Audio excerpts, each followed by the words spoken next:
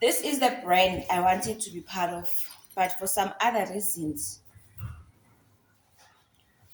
bengi-sidelining ngendaba ukuthi i-profile yami is too what. So ngicela umkhonto wesizwe ungisize ngithole umsebenzi. Because ngizama ukuvota last year I couldn't. Ngirejistile for ukuvota azange ngivote. Ngicela ukuthi uma ngizo-register now in June ngikwazi ukuthi ngivote because this life engiyiphilayo, I'm living in a poverty line. I cannot live like this.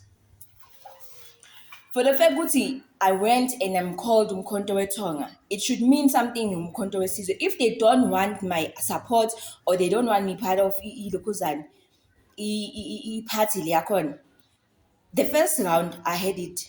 So this round ngicela ukuthi nisukume ningisize because you came la imndeni and I asked for your assistant. Till namanje instead email yami I'm asked ukuthi izogcinwa.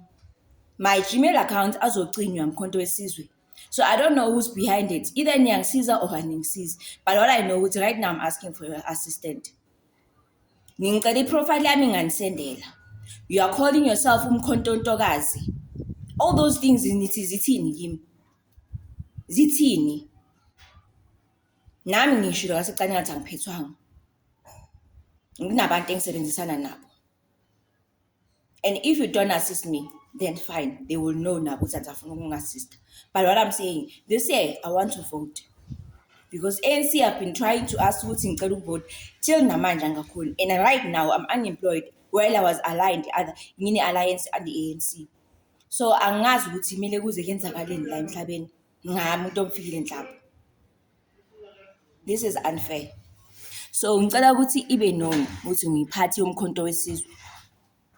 Ukuthi kuyenzakala kanjani ukuthi ngingene, it's up to them. From uMzwanele Mani to Jacob Zuma, the president, nabo bonke, everyone that I don't mention.